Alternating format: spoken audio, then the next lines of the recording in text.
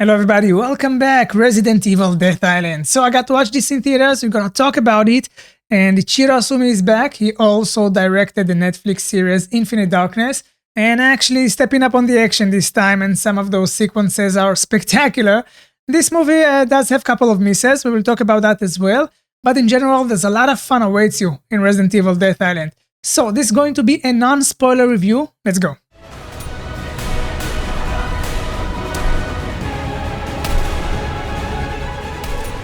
So Ichiro Asumi is back, and also Makoto Fukami, the writer of Vendetta, he's written this one as well. I'm sorry if I'm not pronouncing those names right, but yeah, we got the same writer of Vendetta, and those two movies, Vendetta and Death Island, take place after Resident Evil 6, and Death Island take place after Vendetta. And Makoto does not take huge risks in the writing here. Basically, he follows the same formula that we know and love in the Resident Evil series. I think only Resident Evil 7 and 8 cannot divert from the formula, but in general, we're talking again about a new mutation to the virus, and there's always a villain that will try to take advantage of that, and our guys, our companions got to deal with this situation. And, this movie specifically, the virus got a tiny kick to it, so maybe it does have something refreshing, but I won't say more than that to not spoil anything. But all in all, not too many risks. And basically, for me, that's okay, that worked. And I do expect to have a lot of fun watching the Resident Evil movies, just like the games, and we do get that most of the time. It is very enjoyable. This one taking place in the Alcatraz prison, which I thought to be a very interesting location and maybe an interesting setup. But to be honest, the location does not impact the storyline too much. It can easily be written in a different location. But yeah, all in all, I think that was an interesting choice. Now, while some may say that maybe there's not enough originality in the plot, especially if you're not familiar with the Resident Evil series, I mean, as someone who is a fan of the games, I know what to expect, and they give me what I want and what do I expect, but even bigger and better this time, because even the animation, this is the best looking movie in the series of animated Resident Evil movies, for sure, and the action, as I said, Ichiro stepping up his game. And everything is so well crafted, especially in the third act, that everything is kind of exploding.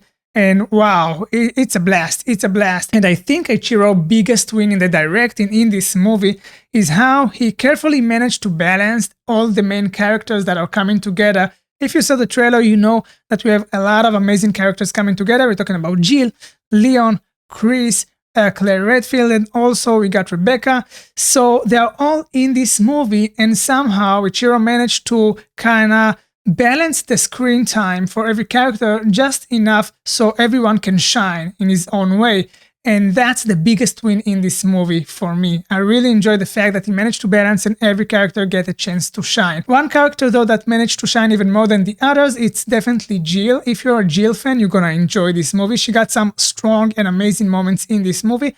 Maybe some of the best moments in the entire series of games on movies. Jill really shines in this one. I mean, she really delivers. Adding to that the fact that they deal with some things that happened in the past, like previous events in previous games that affected Jill and impact her character, and it is really come to show in this movie.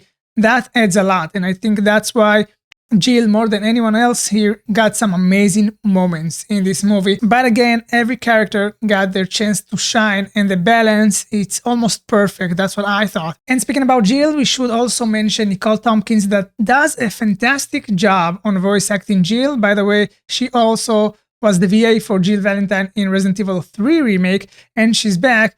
And I don't know if she did that intentionally, but something about her voice acting and the way she performed here felt like Jill is more experienced and been through stuff. Again, I don't know if that ran through her mind while voice acting her in this movie, but you can definitely see some more experience and matureness in Jill's voice, and it adds a lot to the character development that we see of Jill, and I won't say more than that. But yeah, I think Nicole nailed it in this movie. But to be honest, the voice acting of all characters, they are very good. Jill stands out, but all the voice acting, I think it was just as I hoped it will be. And to emphasize on how big of a win the balance of all the characters in this movie, so, when you got a lot of main characters coming together, I mean, you have to somehow manage to balance it all, and it's so easy to get it messed up. I mean, I think about it like a house of cards that you build, like every card is a character. So the more characters you add, the more chances you have that everything will come crumbling down. For example, think about Suicide Squad, the first movie, which was disastrous in a way.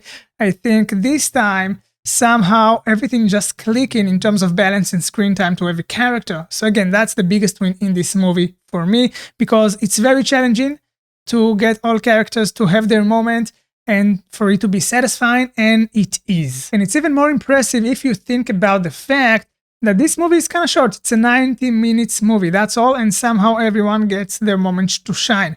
But at the same time, this is one of the misses for me in this movie, maybe because the movie was short and they should have had more screen time for more dialogues. I think they missed a chance to form a better and more interesting connection between some of the characters. So as you know, if you are following the series of games and movies, this is the first time that we see Jill and Leon together on screen.